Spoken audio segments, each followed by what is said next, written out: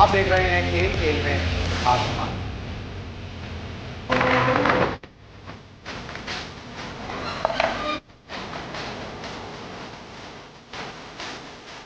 गुजरात के Narendra Modi cricket stadium, इसी historic ground से निकले हैं सुनील गावस्कर, सचिन तेंदुलकर और रोहित।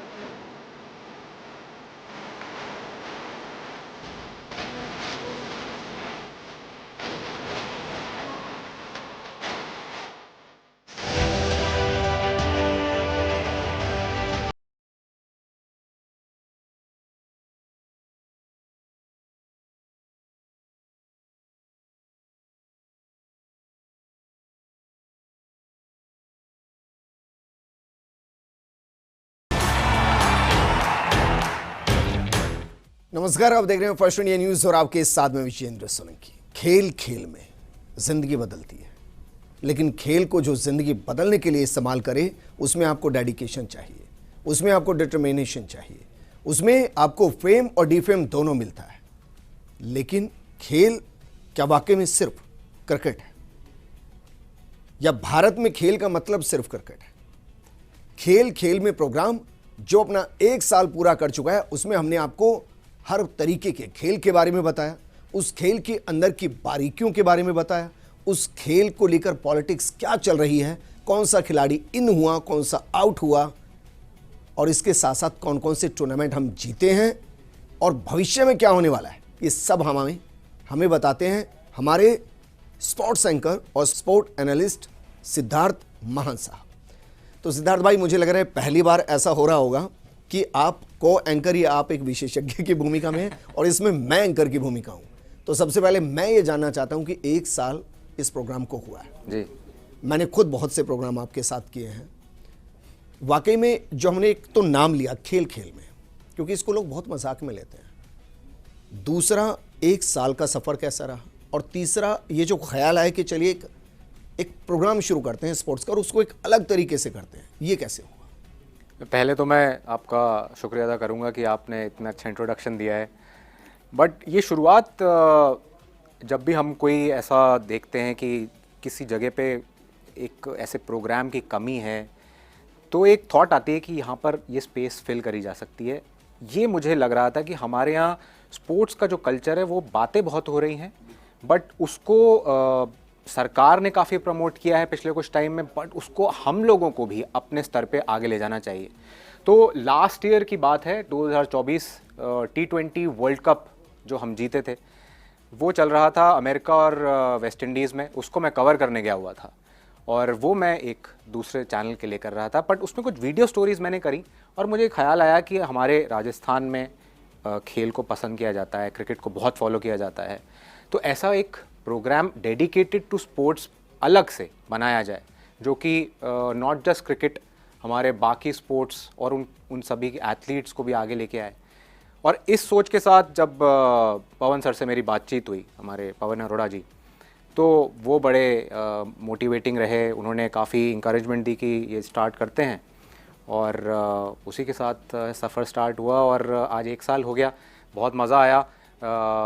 एक आप स्पोर्ट के जब क्लोज रहते हैं तो एक अलग तरीके की प्योरिटी होती है जिसको आप बयां करना चाहते हैं लोगों के लिए, और वही मेरा एक कहीं ना कहीं एक सोच थी जब शुरुआत कर रहा था मैं शो, कि मैं अंडर 19 क्रिकेट खेला हुआ हूँ राजस्थान के लिए। तो एक क्रिकेट का बैकग्राउंड रहा है, स्पोर्ट्स के लिए मैं लिखता रहा हूँ इतने समय से।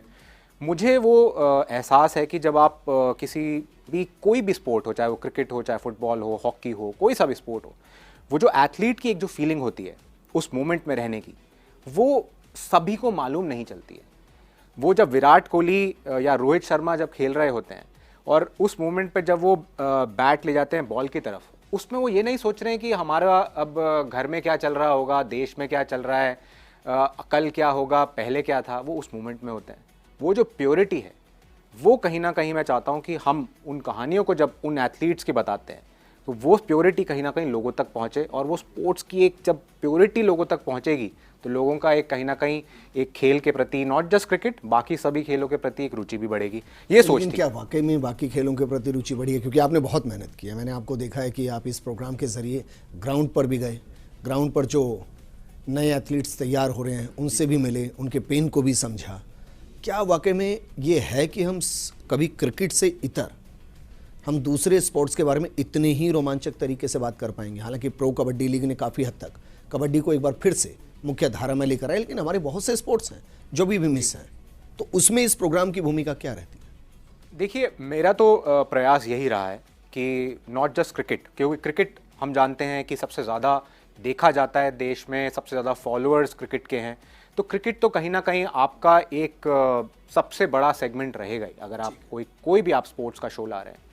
बट मेरा खुद का प्रयास ये रहा कि क्रिकेट को जितनी लाइमलाइट मिल रही है, उस लाइमलाइट को थोड़ा सा चेंज करके, चाहे वो कबड्डी हो जैसा आपने कहा, खो खो हो, और हमारे पैरा एथलेटिक्स में इतने अच्छे परफॉर्मेंसेज आई हैं, उनका भी नाम लोगों तक पहुँचे।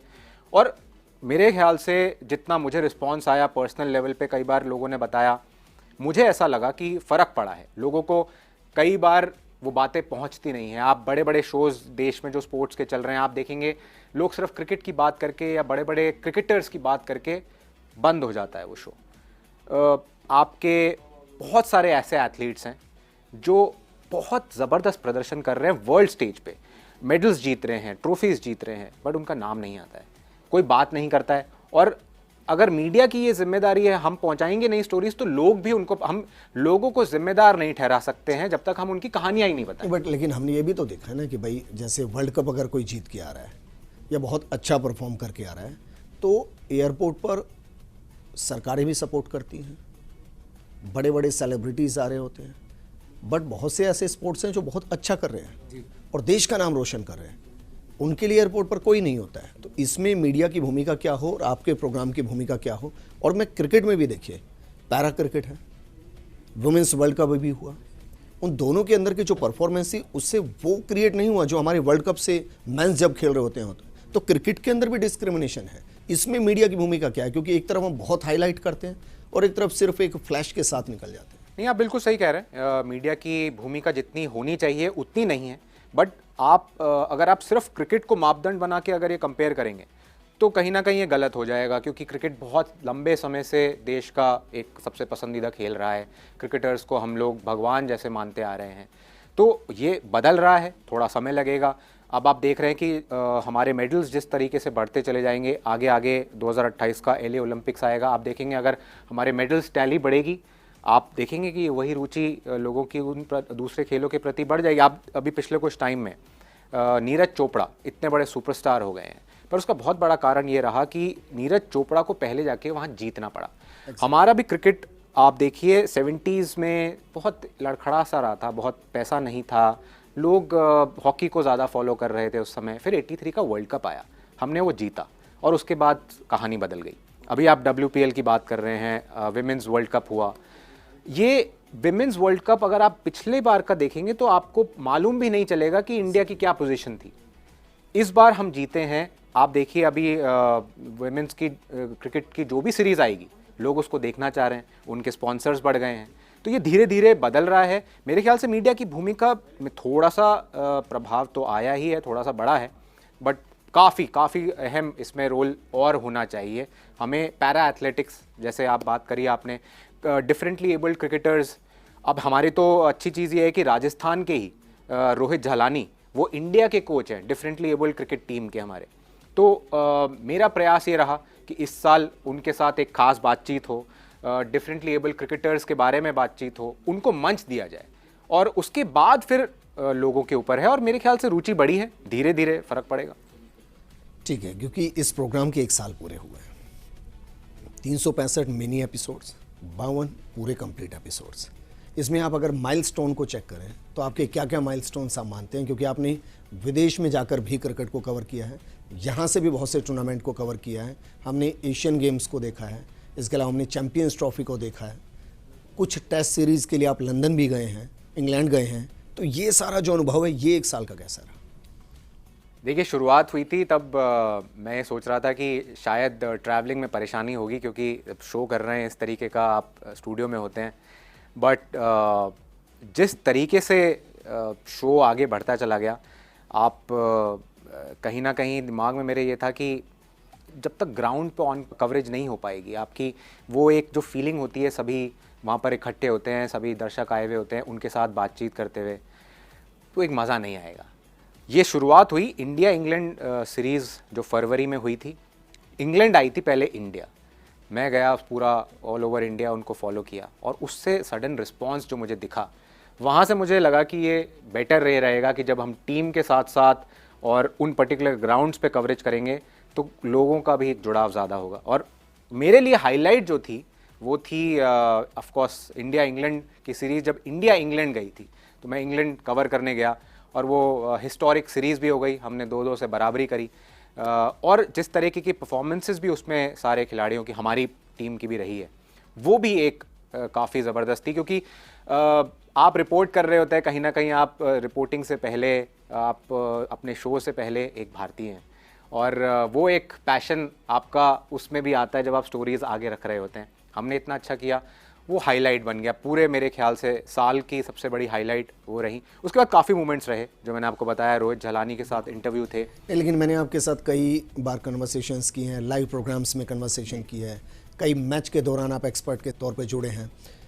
मैंने आपके अंदर एक चीज़ महसूस की है, वो इस प्रोग्राम में मैं महसूस करता हूँ कि आप फैक्ट के साथ इमोशनल जो कमेंट करते हैं ना, वो 90% सही होते हैं। और मैंने आपको देखा है कि कई बार आप ऐसे कमेंट करते हैं कि बाकी जो पैनलिस्ट होते हैं ना, वो उसको डिनाई करते हैं, और एंड ऑफ द डे वो सही होता है जो आप कह रहे होते हैं।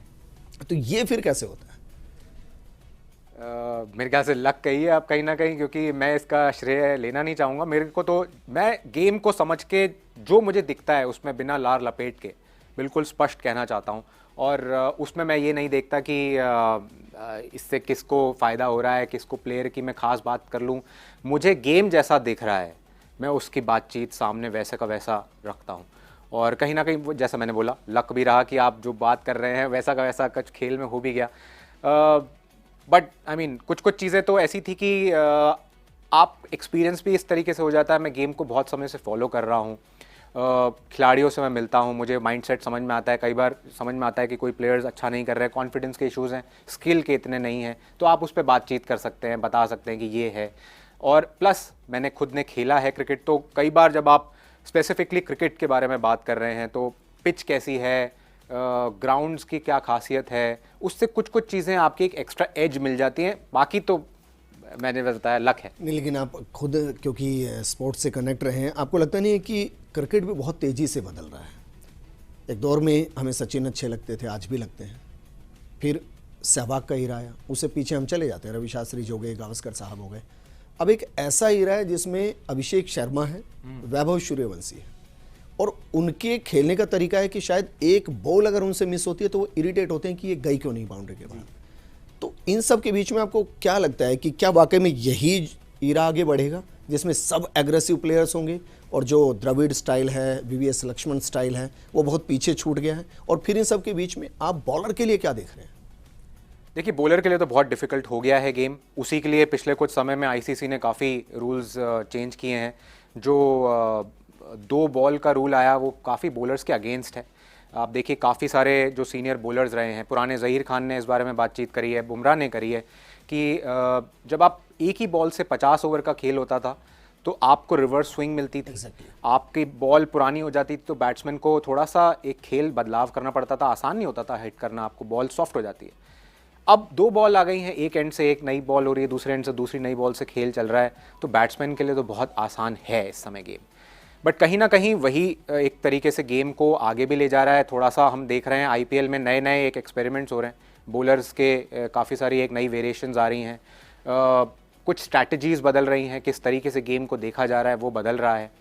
मेरे ख्याल से ज़्यादातर ये इसलिए किया गया क्योंकि क्राउड को बहुत मज़ा आता है, फैंस को बहुत मज़ा आता है छक्के चौके देखने में। शायद विकेट गिरने में उतना मज़ा नहीं आता, इस वजह से इस तरीके से गेम को आगे ले जाया गया। बट मेरे ख्याल से पिछले कुछ साल में आपने देखा है उसके कारण बॉलर्स की एक एवोल्यूशन भी बहुत अच्छी हुई है। जिस तरीके से हमारे पास बॉलर्स आए हैं उसका कहीं ना कहीं श्रेय आप ये देंगे कि बैट्समैन ने इतना जोर उन पर डाल दिया कि उनको मजबूर होना पड़ा कि अपने कुछ नए वेरिएशंस ट्राई करें। इस टूर्नामेंट में या इस तरीके के जो टूर्नामेंट्स होते हैं, T20 टूर्नामेंट्स हो गए, 50-50 ऑलमोस्ट आज की तारीख में बहुत से कम लोग देखते हैं, T20 में ज़्यादा मज़ा आने लगे। टेस्ट की ऑडियंस पूरी खत्म हो गई, जबकि कहते हैं कि बेस क्रिकेट जो है वो टेस्ट है। बिल्कुल। तो क्या हम माने कि एंडेंजर्ड स्पीसीज में टेस्ट मैच चले गए हैं, नहीं होंगे भविष्य में? देखिए, नहीं होंगे तो मैं नहीं मानता, क्योंकि टेस्ट बुनियाद है। टेस्ट मैच क्रिकेट से ही सारे क्रिकेट का एक आगे बढ़ा है माहौल। वनडे बहुत बाद में आई है, T20 तो बहुत पिछले 20 साल की इजाद है। और सभी प्लेयर्स भी ये मानते हैं, चाहे विराट कोहली हो, रोहित शर्मा हो, बाहर के बड़े प्लेयर्स हों, सभी ये मानते आए हैं कि आप अगर अपने आप को एज अ क्रिकेटर टेस्ट करना चाहते हैं तो वो टेस्ट क्रिकेट ही एक जगह है जहां पर आपका सही स्किल सेट टेस्ट होता है। क्योंकि ऐसे बहुत सारे प्लेयर्स हैं जो आके एक मैच में T20 में 3 छक्के मारे और आपके बहुत बड़े स्टार बन गए, बट उनका एज अ स्किल कितनी ज़बरदस्त है वो टेस्ट सिर्फ एक 5 दिन के खेल में ही होता रहता है। तो ख़त्म तो नहीं होगा, बट ये बात ज़रूर है इंडेंजर्ड है। उसी के कारण ही काफ़ी सारे जो आपने अभी देखा है, इंग्लैंड एक नया स्टाइल ऑफ क्रिकेट खेल रही है, बैस बॉल जिसको कहा जा रहा है, जिसमें वो पहली बॉल से टेस्ट मैच में भी पहली बॉल से मारने जाते हैं उनके सारे बैट्समैन। ये कहीं ना कहीं इसीलिए सोच आई कि फैंस को और एंटरटेन किया जाए, थोड़ा 5 दिन का खेल भी एक वनडे क्रिकेट और T20 जैसा एंटरटेनिंग बनाया जाए। बट मुझे नहीं लगता कि ये बहुत सस्टेन हो पाएगा। कहीं ना कहीं वही वापस क्लासिक टेस्ट क्रिकेट जिसको पसंद भी किया जाता है। और आप देखिए इंडिया इंग्लैंड की जो सीरीज़ हुई इंग्लैंड में जाके जो हमने 2-2 कराई है, उसमें बहुत व्यूअरशिप आई है। और उसका बहुत बड़ा कारण ये था कि एक टकरार देखने को मिली 5 मैचेस में।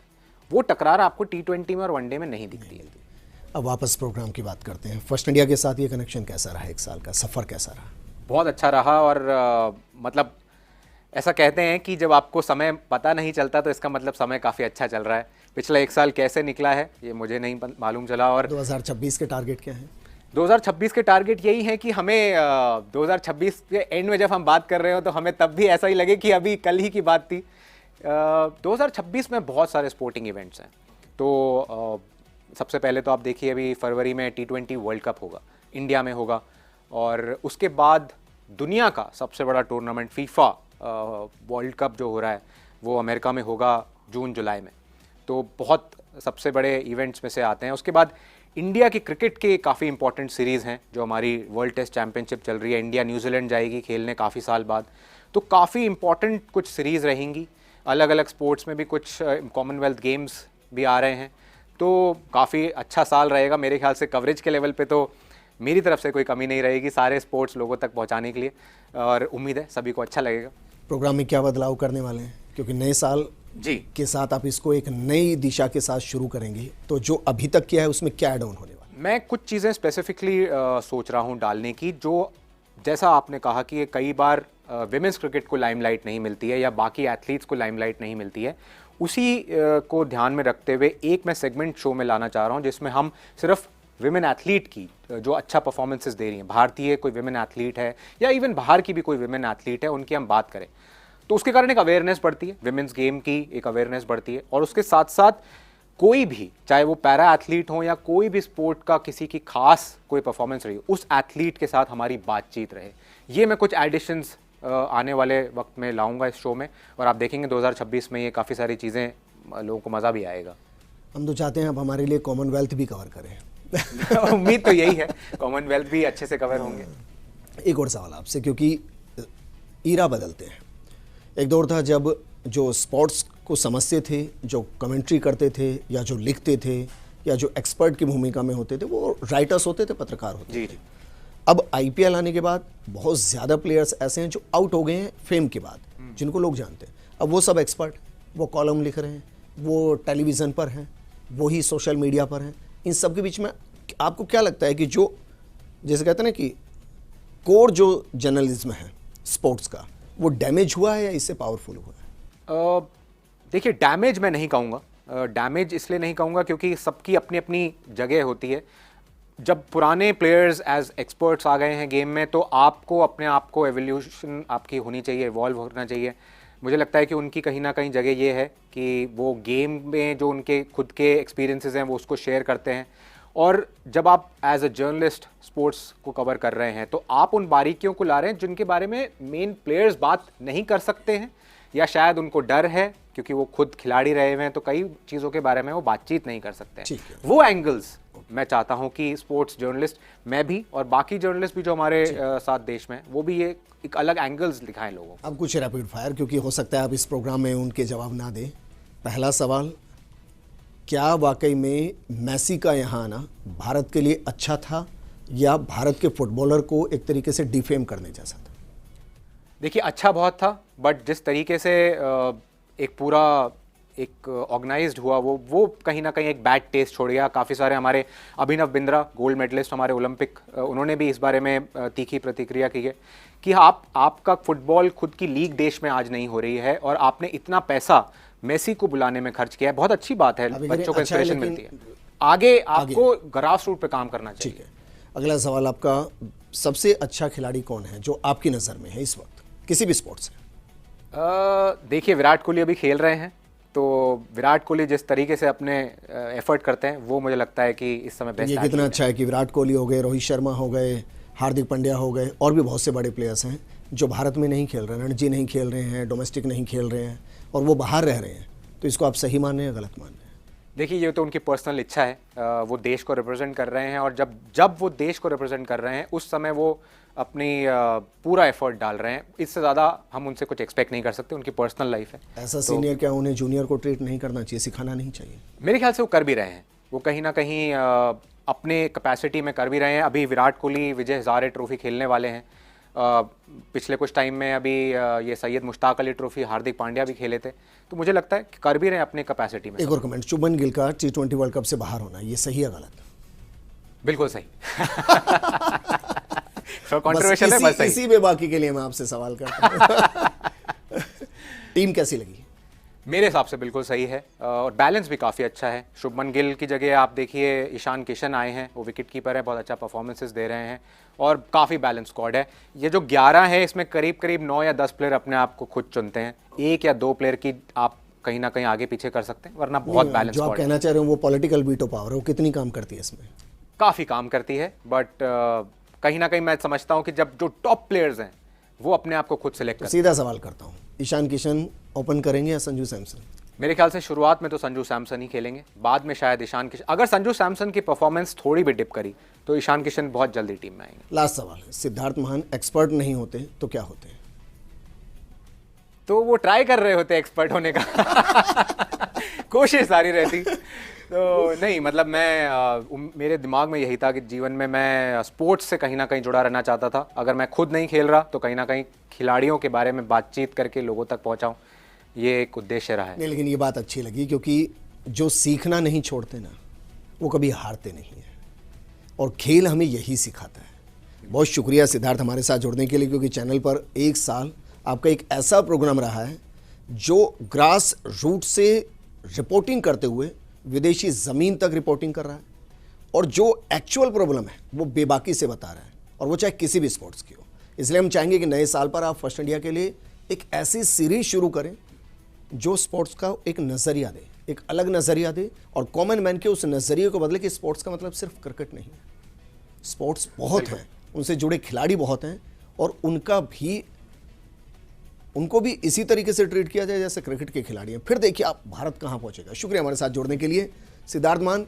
हम अच्छा महसूस कर रहे हैं क्योंकि हमारे साथ एक ऐसे स्पोर्ट्स एक्सपर्ट हैं जिन्होंने 1 साल तक फर्स्ट इंडिया को वो एक्सक्लूसिव स्टोरीज दी हैं जिन्होंने माइलस्टोन क्रिएट किए हैं, और हम इनसे बहुत उम्मीद कर रहे हैं कि 2026 में ये ऐसी स्टोरीज हैं जिससे फर्स्ट इंडिया नंबर 1 था, नंबर 1 है और रहेगा, लेकिन वो सारे आंकड़ों को तोड़ दे। इस प्रोग्राम में फिलहाल इतना है। नमस्कार।